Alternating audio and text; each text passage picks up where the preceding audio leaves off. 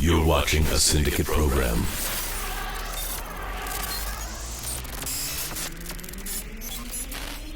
Another week, another orbital bombardment of Hot Toys collectors' wallets in the Star Wars universe, and speculation on the direction Hasbro will take for the Star Wars 50th anniversary in 2027. This and more this week on the After Action Figure Report.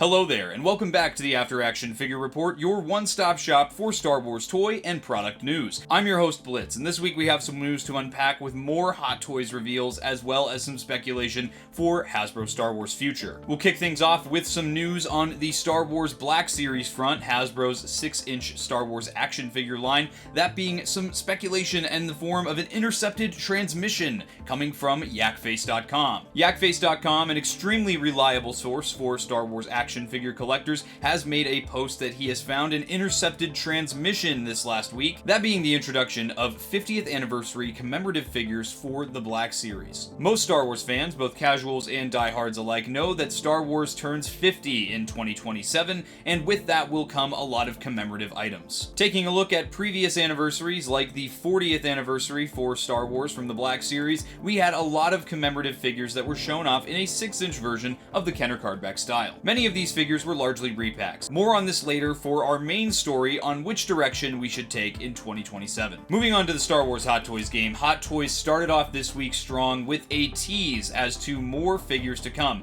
Hot Toys made an official post on their social media pages across Instagram and other platforms showing off several existing figures as well as teasing 2 brand new figures. This post, which included the Hera Syndulla and Chopper from the Ahsoka series that came out a year or two at this point, and the newly released Zeb Aurelios from The Mandalorian and Grogu, were seen standing shoulder to shoulder with an unreleased Sabine Wren and Ezra Bridger from Star Wars Rebels. This tease left a lot of Hot Toys collectors very excited and speculating as to when the official release would be. However, Hot Toys did not leave collectors speculating for long, as just a day later, Hot Toys revealed not 1, not 2, but 5 more figures. The first of the 5 reveals was a Luke Skywalker as he appeared in Shadows of the Empire. Now, I've seen a lot of Hot Toys collectors and Star Wars fans alike point out that this figure should not have the glove hand if they are going off of the art from the cover of the novel, which was released in 1996. This version of Luke Skywalker is a good blend of how we end up seeing him in Return of the Jedi with the all-black undergarb, as well as the yellow vest, which in color is very similar to what he wears during the Yavin Medal ceremony. This Luke Skywalker figure includes his blaster as well as 2 different belt options to pose him with. This Luke Skywalker piece is limited to 2,500 pieces worldwide and retails for 270 credits. This figure, along with all the rest of the reveals we're about to talk about, have already gone up for order on websites like Sideshow.com, and this figure is currently waitlisted on Sideshow. Before we get into the rest of the Hot Toys reveals here, I will just add briefly to make sure to check out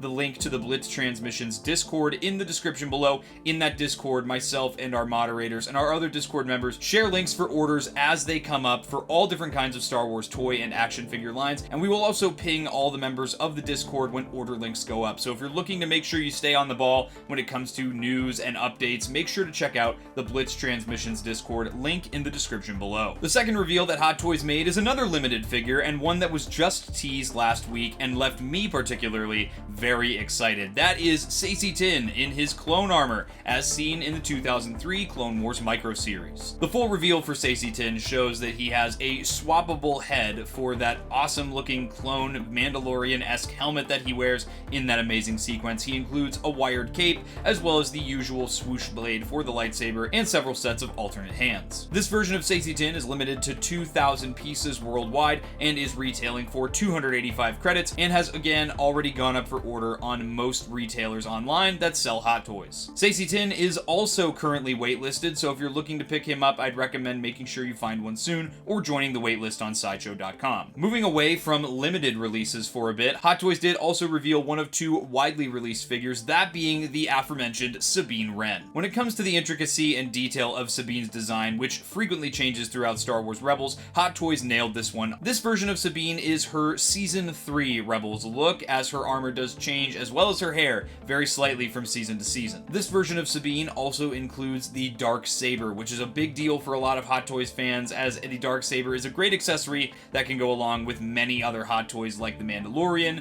Bo-Katan, Maul, and other Force wielders who did hold the saber. In addition to all the amazing detail, this figure does also include her twin blaster pistols, Ezra Bridger's lightsaber, and of course her jetpack and her gauntlet that she uses to defend from blaster bolts. This Sabine figure is a wide release and is currently available for 300 credits on most online retailers that carry Hot Toys. To go along with Sabine Wren, we have another wide release from the Star Wars Rebels series, that being our main character, Ezra Bridger. This version of Ezra is his Seasons 3 and 4 appearance from Star Wars Rebels, where he is a bit older, has a shorter haircut, and is a bit taller as well. I'm not too sure how I personally feel about the likeness on this figure. I don't think that it looks very much like a young Iman Esfandi, however, I can see where the inspiration was drawn from. In addition to his blaster pistol and lightsaber, Ezra does also come with his custom-painted Scout Trooper helmet designed for him by Sabine herself, and his Mandalorian jetpack that we see him use in the latter seasons of the show. Ezra is also a wide release and is also retailing for 300 credits, available now on most websites that carry Hot Toys. And for our fifth and final Star Wars Hot Toys reveal this week, we had another member of the Delta Squad, that being Clone Commando Sev.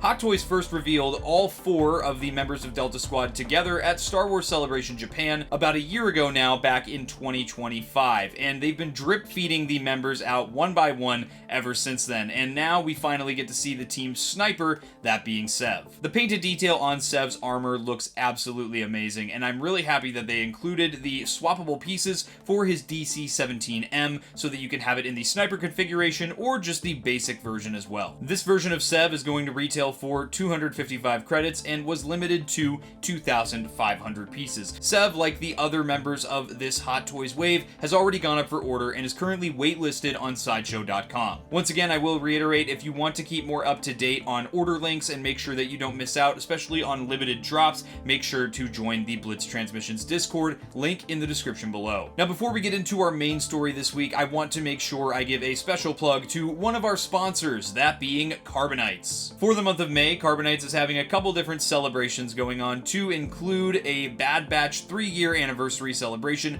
with 8 different cases that have already been released surrounding the members of the show, and in addition to that, they are also running a promo for hitting their 100th case made for that line. For the month of May, CARBONITES will be running a buy 3 get 1 free code if you use code ORDER66 at the checkout. They are also including free promotional CARBONITES that are available to add to your order, including a reimagined design inspired by Echo from the Bad Batch, a design inspired by an Elite Squad commander from the Bad Batch, and a commemorative CARBONITE for reaching that 100 cases. The link to the CARBONITES website will be down in the description below. Make sure to go show them some support, and in the message for your order, make sure to let them know that Blitz Transmissions sent you their way. And finally, we'll get into our main story this week on the After Action Figure Report, harkening back to the first topic we covered very briefly, that being the 50th anniversary of Star Wars and how Hasbro will be handling that between the Black Series, the Vintage Collection, and the Retro Collection. Full transparency before we get into this is going to be an opinion piece. This is just a reflection of my opinion, and if you disagree or agree, please be sure to let me know in the comments below and we could discuss it further. The Star Wars 50th anniversary is one of the most monumental anniversaries for all of pop culture and transcends that of just the Star Wars fandom. The original Star Wars movie is my favorite of all the Star Wars movies to sit down and watch, and I have watched it countless times throughout my lifetime. That said, it is my opinion that I believe Hasbro will be making a massive mistake by leaning heavily into the original movie for 2027. To be quite honest, I found myself rolling my eyes at the thought of more commemorative Kenner card backs for another Star Wars anniversary. If the 50th anniversary is anything like the 40th anniversary, many of these retro card backs will just be repacks of figures that have been made in the last couple years. Recently, Hasbro did completely redo their Luke Skywalker, Han Solo, Chewbacca, and Princess Leia for both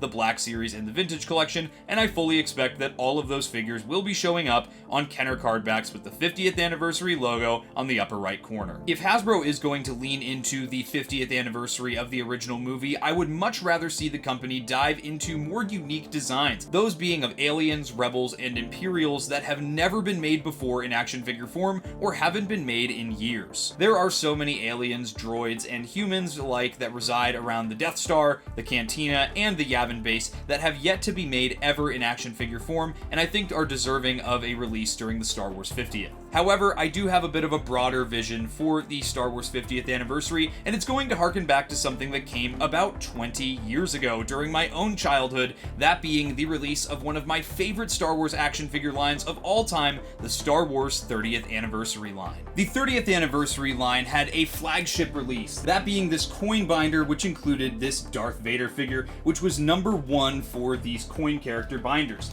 As you can see on the back of the packaging here, a little binder here that folds out into 4 or 5 different sections, allowing you to hold both commemorative and numbered figures for their coins. The Star Wars 30th Anniversary line encompassed so much more than just the original film, while also giving many deep-cut, highly desired characters for the original movie. Several of the characters released in the 30th Anniversary line included Jabba denizens and Cantina patrons that collectors were yearning for, while also including extra pieces like the drum that is used in Jabba's palace or pieces of the Cantina bar. Beyond the original trilogy, however, this line also gave us some incredible releases from the 2003 Clone Wars micro series, the prequel trilogy, the expanded universe, and even the Star Wars video games. From troopers to Jedi to Sith to bounty hunters to any kind of scum and villainy that you could see in the Star Wars universe, the 30th Anniversary encompassed all of it very well, even going as far as to include several concept art figures from Ralph McQuarrie's original artworks. It is my opinion that Star Wars has grown well beyond the generation of the original trilogy, and in order to keep younger fans invigorated and invested in the Star Wars fandom and in the collecting hobby, that Star Wars should do much more than lean on just the original film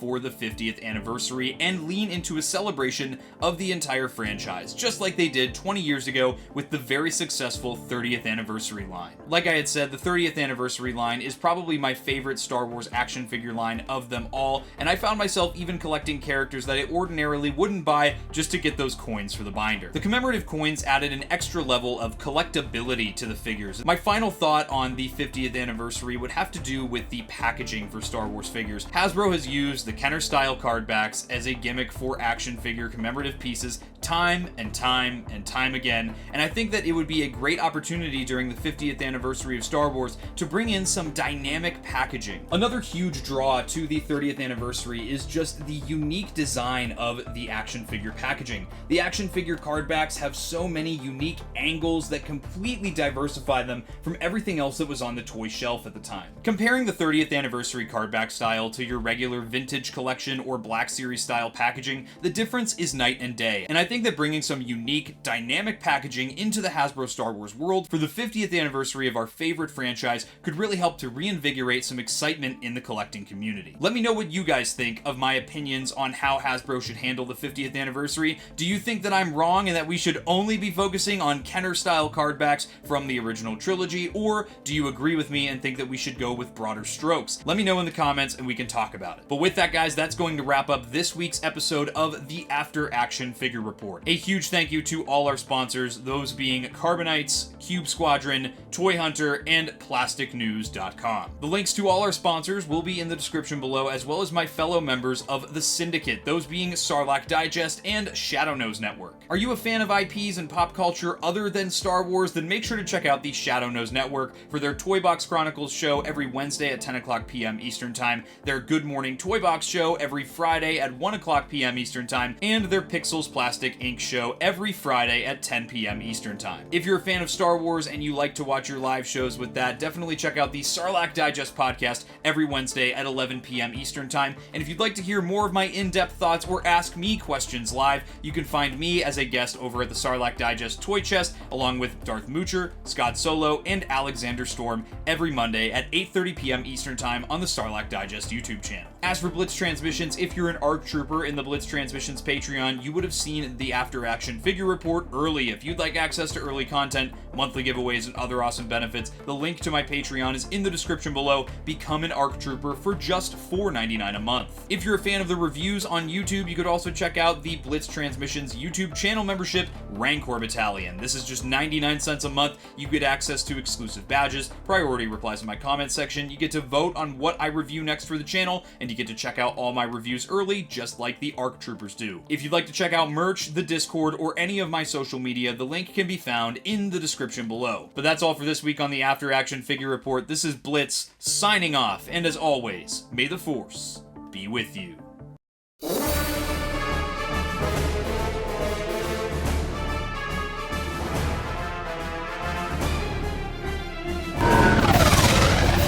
Breaking off. All units, fire at will. 4-2, pick your target. Too many, Captain. Launcher stabilizer, Gold 6. Anybody cover me. I got 2 vultures on my tail. Gotta hold them here. Watch your left. I can't shake them. I'm hit.